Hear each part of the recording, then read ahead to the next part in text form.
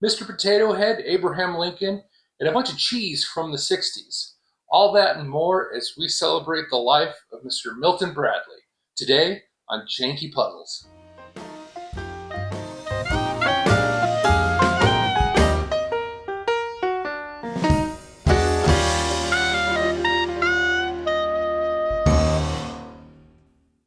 I never get tired of that intro. Welcome back, everybody, to Janky Puzzles.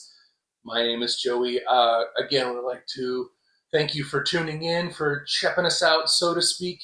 I am so excited to get into today's topic. I was perusing around the old library the other day, and I came across a book out of one of my favorite book series called the Who Was series. And I came across this gentleman right here, Mr. Milton Bradley. And Milton Bradley it's a pretty big name if you're into jigsaw puzzles, board games, toys of that nature. He's a very well-known name, and he has absolutely quickly become one of just my favorite people. This gentleman led an amazing life, and the story of Milton Bradley and the products that he made and how they affect us to this day are immeasurable. So, Mr. Milton Bradley was born November 8th, 1936. Excuse me, November 8th, 1836, almost 200 years ago, in Vienna, Maine. He was born to a poor family, as many folks were. And as he got older, as he got out of school, he went into the drafting. He went to drafting school, and he learned to be like a mechanical drafter, and he would draw pictures of buildings and trains. But that didn't really work out to him, which is really interesting because in the early 1800s, you can essentially go be an architect, and that's an entry level position, and doesn't always work out for you. I lasted at McDonald's for a day, so times have changed. So Milton Bradley, when he got out of the drafting industry, he went to school to learn how to be a lithographer or to make lithographs, posters basically. And one of his very first posters that he made, his lithographs that was a good seller for him, was a picture, and this was about 1860.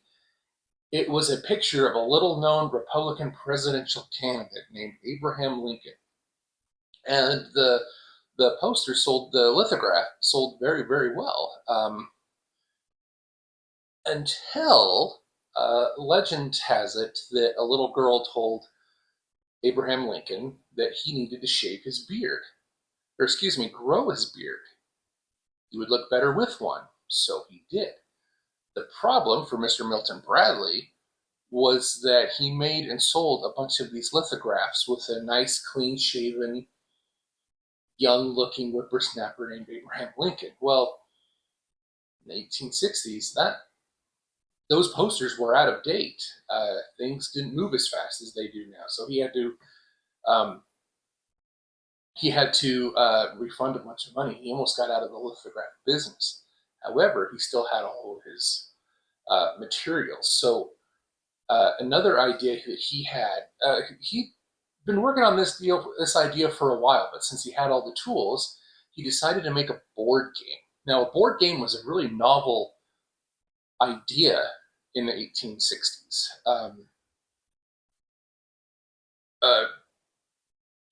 Americans and actually the whole world, they found themselves at this crux in history where you had your work life, your chore in life. Well, they slowly started creating these pockets of entertainment and leisure time. And obviously, as time progressed, that exploded even more after the World War I and II. But even as early back as the 1860s, people found themselves with more and more free time as the industrial age really chugged along.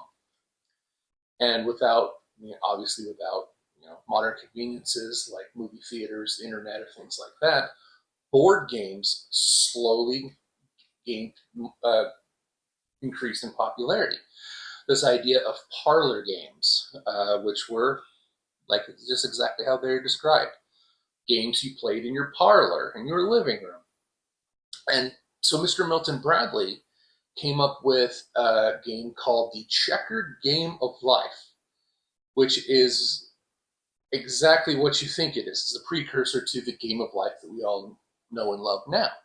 The checkered game of life, a little bit different though. It was played on a checkerboard, and you had free reign to go wherever you wanted. You collected points, and the different squares were different aspects of life: success, bravery, influence, ruin, poverty, unaliving. All that stuff were different spaces on the board.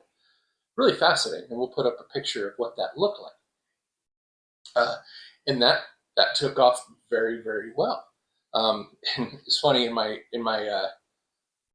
research, I also came across, it was about this time that he created lots of different games. The Checkered Game of Life. He had a lot of flashcard games, and one of those games was flashcards of famous people, a lot of like Civil War generals, and they had information and stats on the back of them. Not only that, he didn't want to repeat the problem that he had with Abraham Lincoln, so he would create newer cards as he went along with updated information.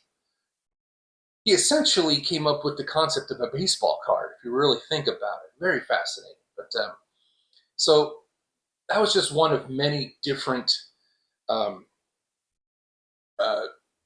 products and things that he helped revolutionize and invented back then. He actually had a game of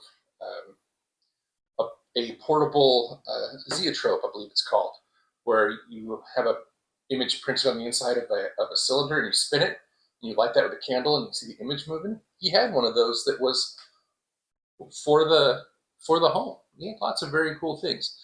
Very, very interesting fellow.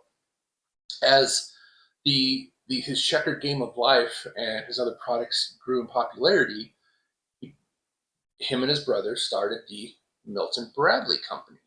And through the Milton Bradley Company, they made all sorts of games. The Checkered Game of Life, Battleship, Operation, Candyland, a game called Easy Money. You don't really see that one around as often anymore. But and these were all wildly successful products, as well as jigsaw puzzles, which leads us to the topic of today. The Milton Bradley Company's jigsaw puzzle division was insanely profitable, and because essentially they were very easy to make, just like board games were. That's why they were so affordable. He had lots of really cool games, puzzles. Unfortunately, one of the ones that I don't have access to is called a smashed up locomotive puzzle, and we'll put another image of that here on the screen as well. Very interesting puzzle. You would build a train, and one side was the train, the other side it was all smashed up. It was a very interesting puzzle. So it's the Milton Bradley Company. This is about the time that the Milton Bradley Company split from Milton Bradley. It was around the 1880s, and we're going to talk about that after we take a look at the puzzle we're going to do today. The puzzle we're going to do today is the Milton Bradley Croxley jigsaw puzzle from 1968 of a cheese market from the Netherlands. Very, very, very cool looking puzzle. I'm really excited to take a look at it. And then when we come back, we will talk a little bit more about the jigsaw puzzle part of the Milton Bradley Company and where they are and where they've been. So listen to your favorite podcast or some music. Grab yourself a cozy cup and hey, let's put a puzzle together.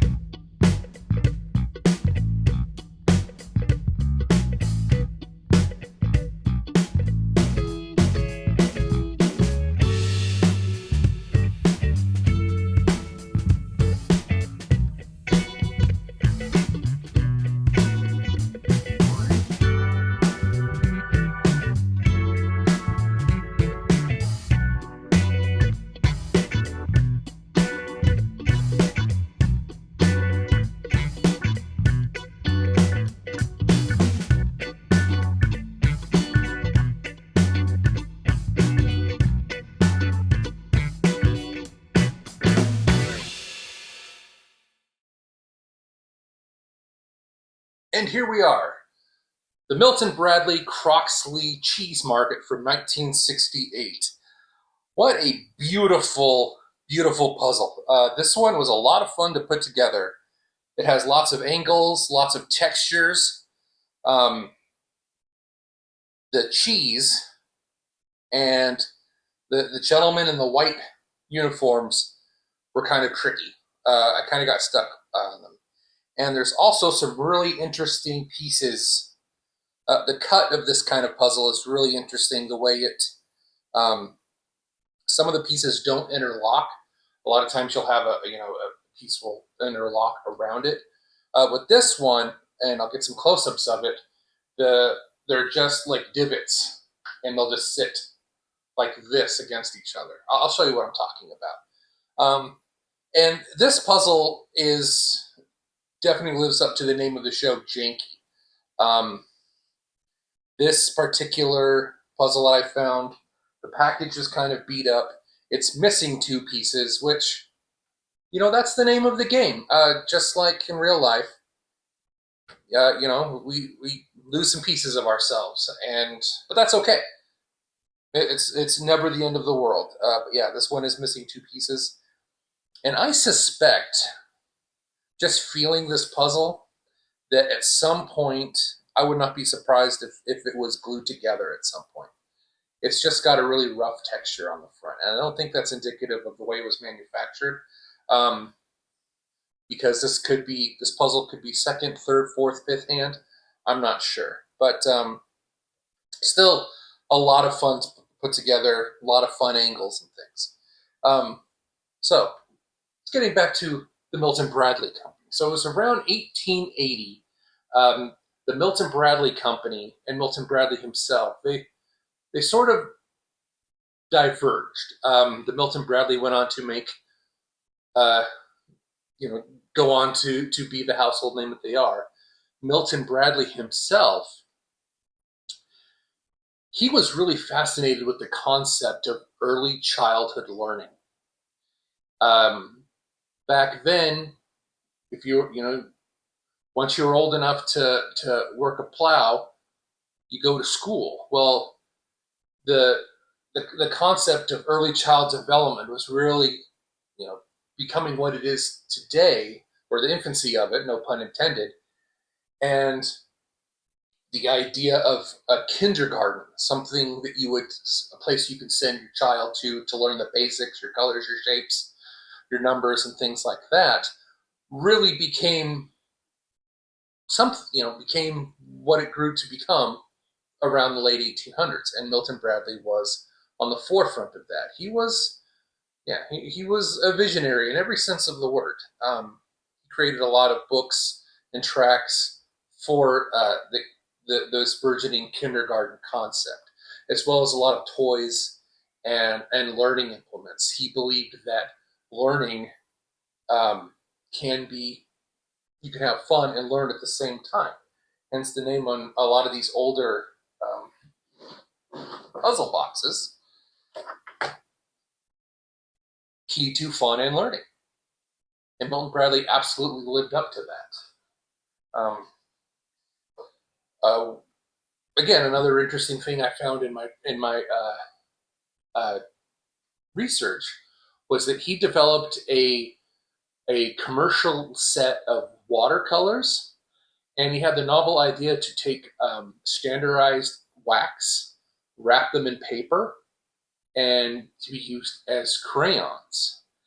And he did this before a company called Binney and Smith did. Now, Binney and Smith you'll recognize as Crayola. Yeah. Again, Milton Bradley, absolutely visionary. What an absolute fascinating gentleman. So that is what he focused on for the remainder of his life. He died in 1911, in May 30th.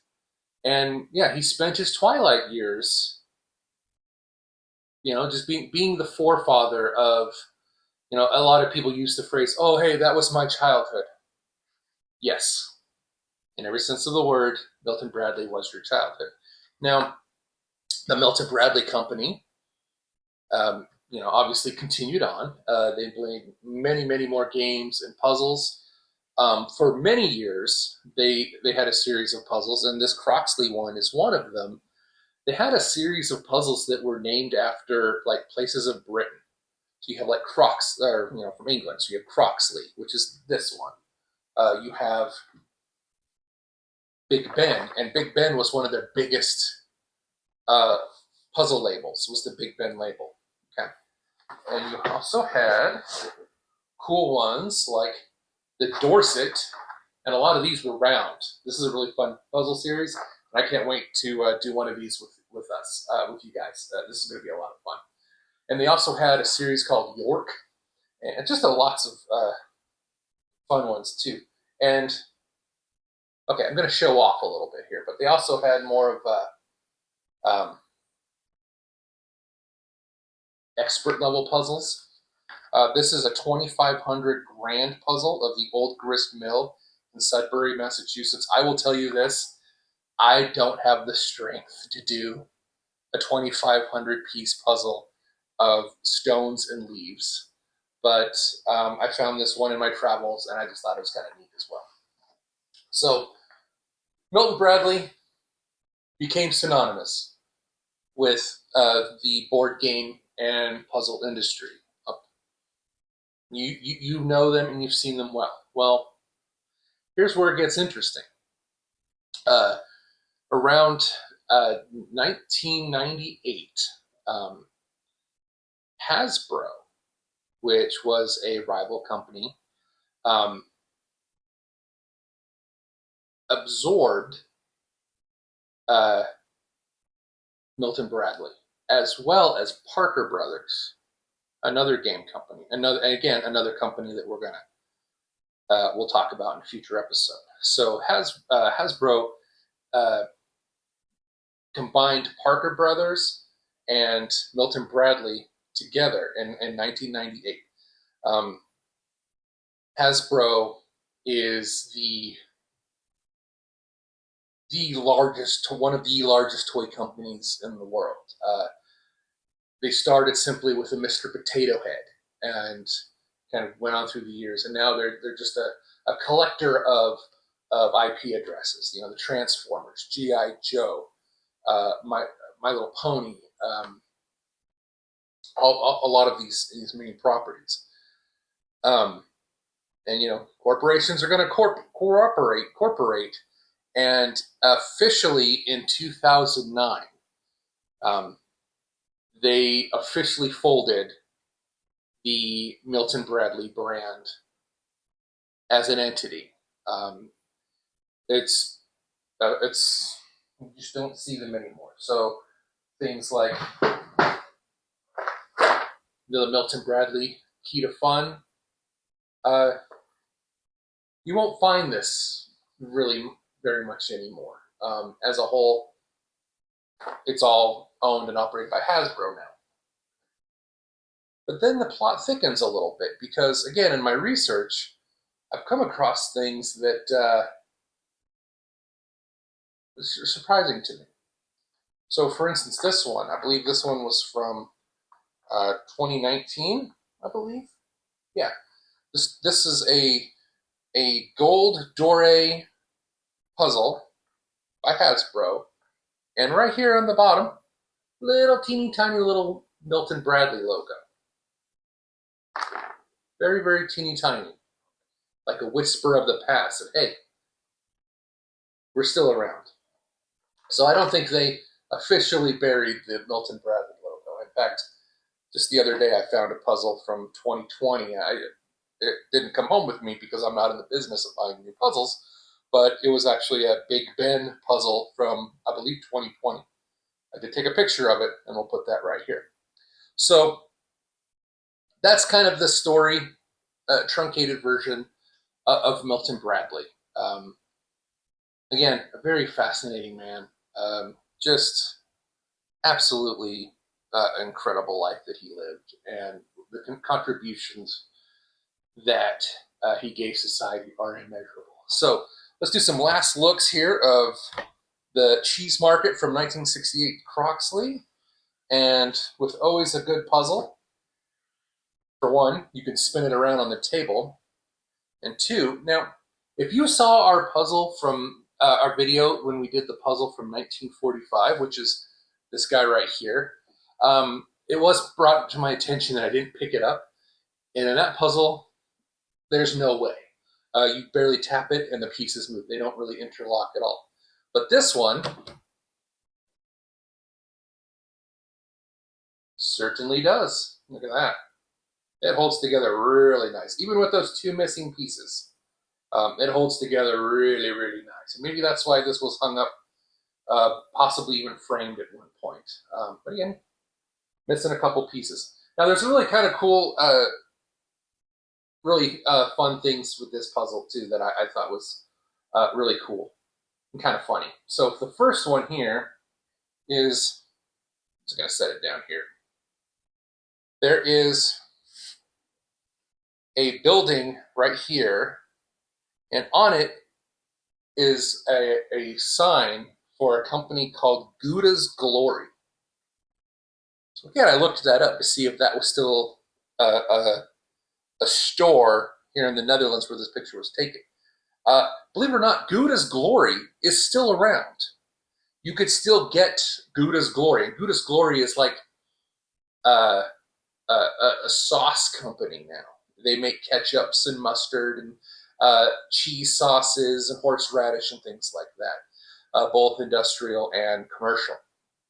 Kind of like the Heinz ketchup of the Netherlands. And secondly, this puzzle, you really got to think that, you know, put yourself in the mind of a Northern European gentleman. He's going about his day. It's the mid-1960s. You're going to a cheese market, and which are literally just balls of cheese sitting out on sleds out in this nice, beautiful open air market.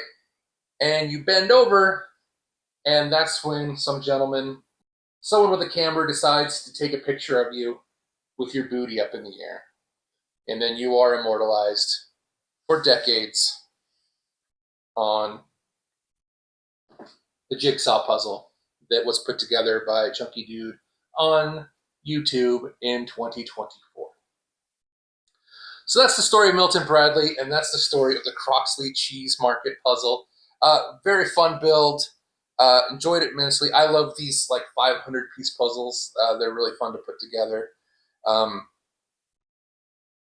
Thank you so much. So some big announcements. We hit 100 subscribers a few days ago.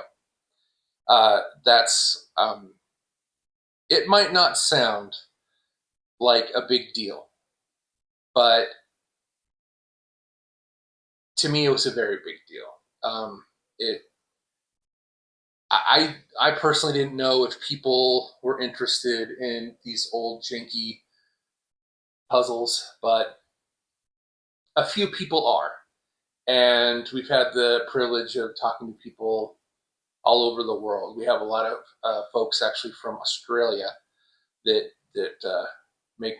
leave wonderful comments. And if you don't think the folks from Australia are amazing people, then Bob's your mother's brother. So thank you for all that. And our next episode will be our 100 subscriber episode, and we are going to open for the very first time a puzzle that I've never seen before.